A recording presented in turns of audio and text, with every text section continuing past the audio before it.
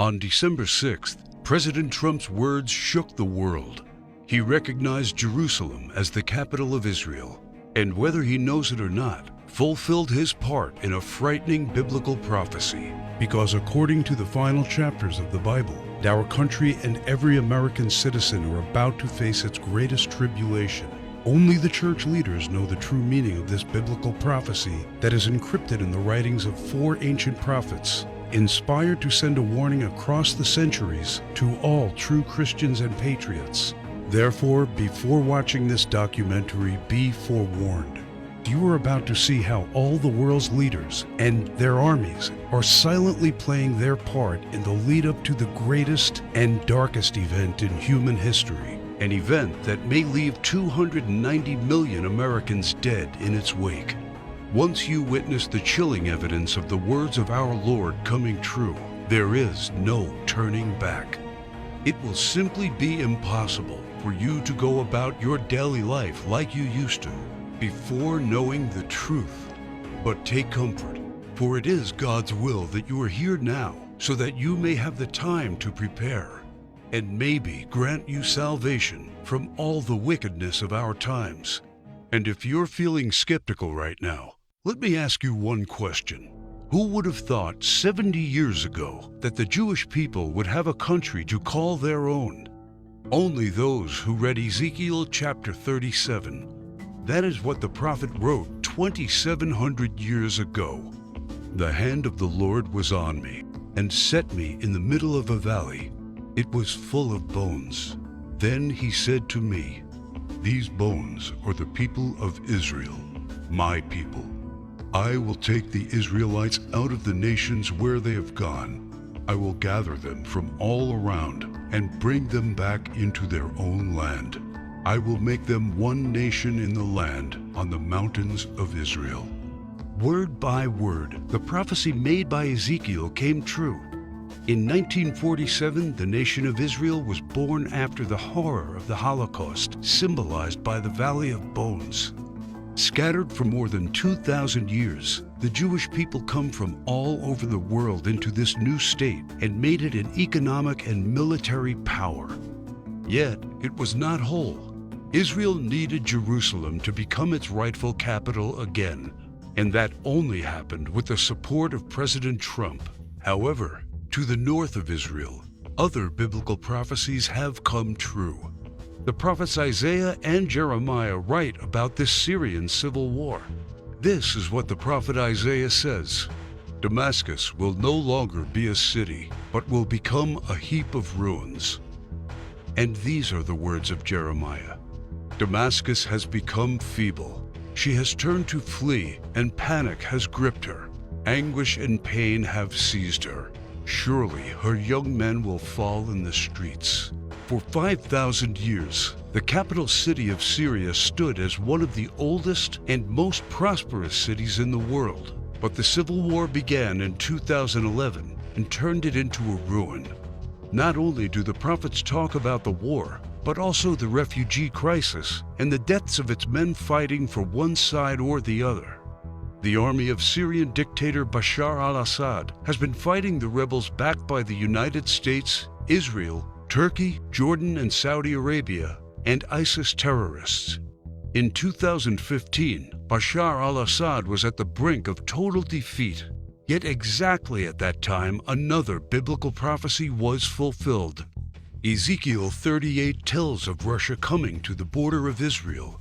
The word of the Lord came to me: "Son of man, set your face against Gog of the land of Magog. I will turn you around, put hooks in your jaws, and bring you out with your army. In the latter years you will come into the land of those brought back from the sword and gathered from many people on the mountains of Israel." One only has to look at the map of the world as it was known at the time of the prophet to understand. To the north of the Caspian Sea, we find the people known as Magog, inhabiting the land known as Rosh. Over time, the ancient name of Rosh became current-day Russia. Twice, Ezekiel says that Magog will bring his armies from the extreme north to the border of Israel. None other than President Ronald Reagan, a devout Christian, said many times he truly believed Russia to be Magog according to Ezekiel. What about the word Gog? Bible scholars agree that the word Gog is not an actual name, but a title. He is the ruler of the land of Magog, like a king or a czar. Ezekiel clearly says that Russia will come to the mountains of Israel in the latter years. This happened in September 2015 and never before. For the first time in history, the Russian Army, Navy, and Air Force became involved in a war in the Middle East. According to Ezekiel, Magog's armies has several allies: Persia, Cush, and Gomer and Togarmah. Iran has been known as Persia for much of its history during the time of the prophets and beyond. Right now, Iranian troops are on the ground in Syria, fighting side by side with the Russians and the forces loyal to the regime of Bashar al-Assad. Put and Cush are the ancient names of Libya and Egypt. Egypt and Libya both suffered civil wars, and the new leadership is very friendly to the Russians. But the greatest surprise is the land known to Ezekiel as Gomer and Togarmah. The historian Flavius Josephus references Togarmah and Gomer as the people that lived on the territory of present-day Turkey. In fact, Turkish history books identify these tribes as living on their land at the time of the prophets. 3 years ago, Turkey was a strong NATO ally, but everything changed after the failed coup attempt in 2016. Now, Turkey has become increasingly hostile to NATO and the United States. It forced NATO to remove forces from its bases. It's buying weapons from Russia. It fully condemned the idea of Jerusalem becoming the capital of Israel. And in fact, right now, the Turkish army is in Syria, fighting to defeat the enemies of the Syrian dictator. The End Times Alliance, prophesied in the first verses of Ezekiel chapter 38, has already been formed. Never in the history of mankind has there been an alliance between Russia, Iran, and Turkey. Now, one final prophecy needs to be fulfilled before the start of World War III. We saw how Jeremiah predicted the destruction of Damascus in chapter 49, but there is one more thing he wrote about that has not happened yet. And I will kindle a fire in the wall of Damascus, and it shall consume the palaces of Ben-Hadad. Ben-Hadad is not an actual person, but a title. Just do one simple search online, and you will discover that Ben-Hadad is the ruler of Aram Damascus. While it is clear that Bashar al-Assad is the current ruler of Damascus, Aram is a region in Syria now known as Aleppo. The city of Aleppo was just recently recaptured by the regime of Syrian President Bashar al-Assad with the help of Iran and Russia. And Jeremiah says that soon his palace will be burning. How does this happen? Look no further than the headlines of recent months, and you see time and time again Israel calling for the assassination of the Syrian dictator. Isaiah also writes about the end of Syria's dictator. The fortified city will disappear from Ephraim, and royal power from Damascus. This is the spark that ignites World War III. Ezekiel chapter 38 states that 2/3 of Israel will be destroyed in this coming war, and those left in the Holy Lands will face grief and pain and hardship. So what happens to the United States? Will we not help Israel at its darkest hour? To answer this question, we must first find the United States in biblical prophecy. John the Apostle in the book of Revelation and Jeremiah and Isaiah talk about another end times nation in their writings, a nation called Babylon, or Mystery Babylon. The name is deeply symbolic. Ancient Babylon was a city made great by people who came from all parts of the ancient world, just like immigrants helped make the United States the world's only superpower. And because the prophets didn't know of the existence of the North American continent at the time of the visions, they called it Mystery Babylon. Some say biblical Babylon refers to ancient Iraq. But if that is true, why do the prophets see it as a nation surrounded by waters? O thou that dwellest upon many waters, abundant in treasures, where all who had ships on the sea became rich through her wealth. While biblical Babylon has plentiful access to waters rich in resources, most of Iraq is a desert and has only a narrow stretch of coastline. Why do the prophets talk about pollution when in ancient Iraq there could be no such thing? Thou hast destroyed thy land. I have polluted mine inheritance, and have given them into thine hand. Babylon mounts up to heaven, and ascends above the heights of the clouds. These metaphors clearly reference a nation that has discovered flight. It is obvious that Babylon, or Mystery Babylon, can't be ancient Iraq. But the prophets have more to say about this end times nation. Babylon is hailed as a queen among nations, the lady of kingdoms. According to the prophets, Babylon reigneth over the kings of the earth. It is the praise of the entire earth, and an astonishment among the nations. It is a place of great riches, and the merchants of the earth are waxed rich through the abundance of her delicacies. In fact, the prophets say clearly that should something happen to Babylon, all worldwide trade would stop. The merchants of the earth will weep and mourn over her, because no one buys their cargoes anymore.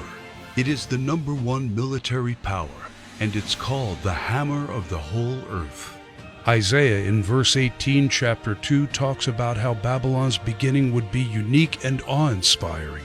America was created out of the former British colonies, a nation made out of many states just like the prophets foretold. Our ancestors were the first British colonists, and we speak their language. That's the reason why Jeremiah sees England like a mother to the U.S., according to verse 50, chapter 12. More so, the prophets talk about the lion that is on the sigil of the mother of Babylon. England uses the lion as its royal symbol.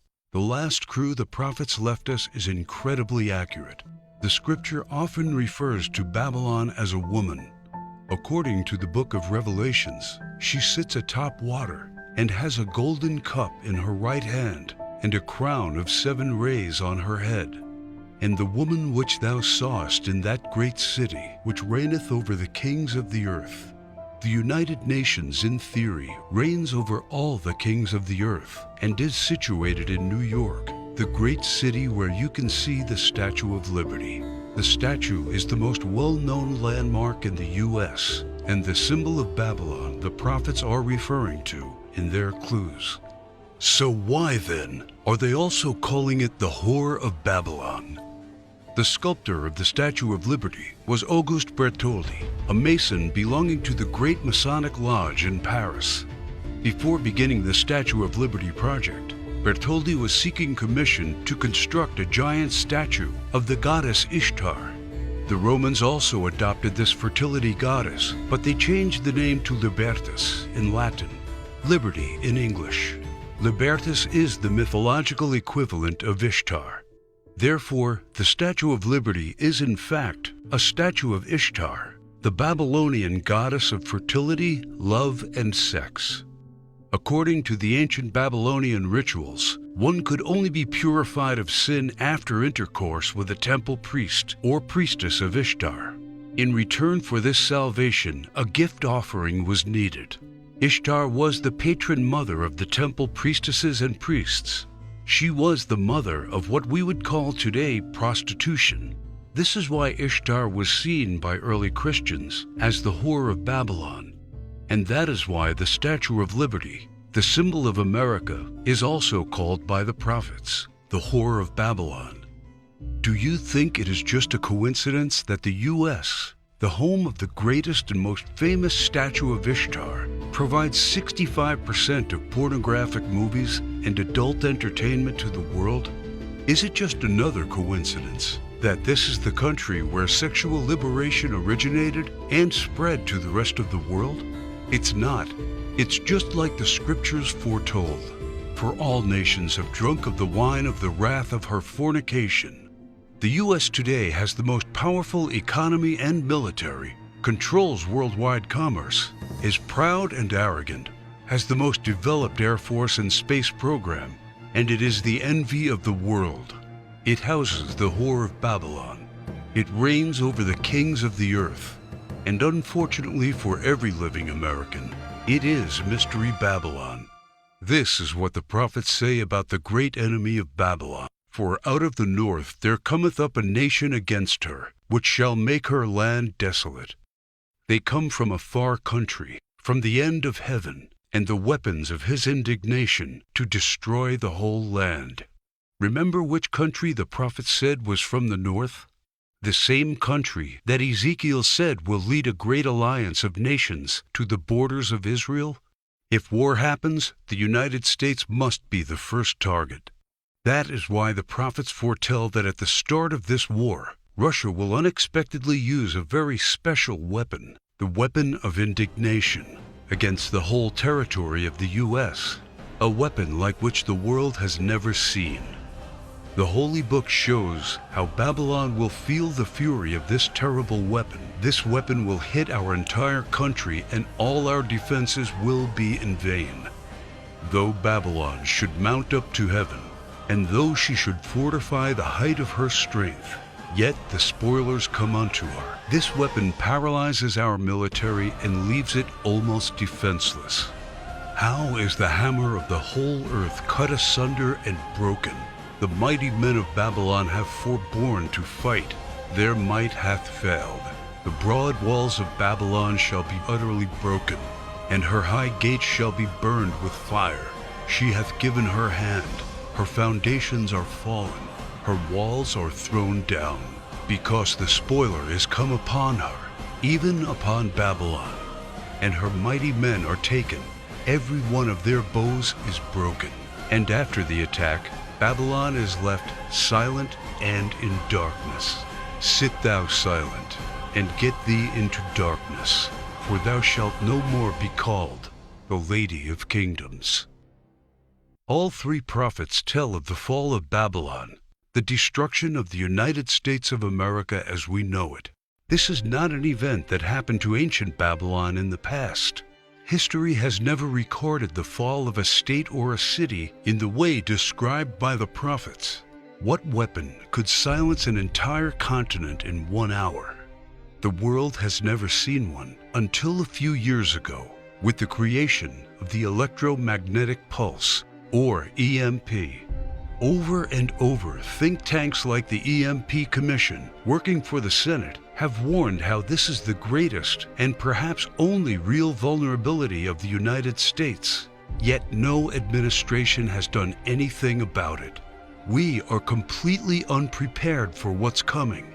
Every report says the same thing. This event can wipe out 90% of Americans, and all it takes is just one warhead to be detonated above the United States to take us back to medieval times. The lasting effects will destroy society as we know it, exactly as the scriptures predicted. Therefore shall her plagues come in one day, death and mourning and famine. Without hospitals or pharmacies being able to function, people won't be able to take their necessary medication. Without running water, heat, and garbage disposal, diseases will break out. As cars and trucks stop running, market shelves will become empty. Desperate people will become looters, and there will be food riots. There will be no police, no law, no health care, no help. It will all descend into chaos and confusion, a complete collapse of everything we take for granted today.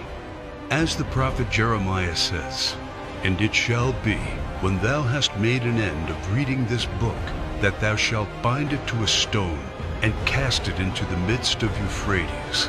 And thou shalt say, Thus shall Babylon sink, and shall not rise from the evil that it will bring upon her. And this is the start of the time of tribulation and sorrows. For then shall be a great tribulation, such as was not since the beginning of the world to this time, no, nor ever shall be." And yet, the prophet shows that there is still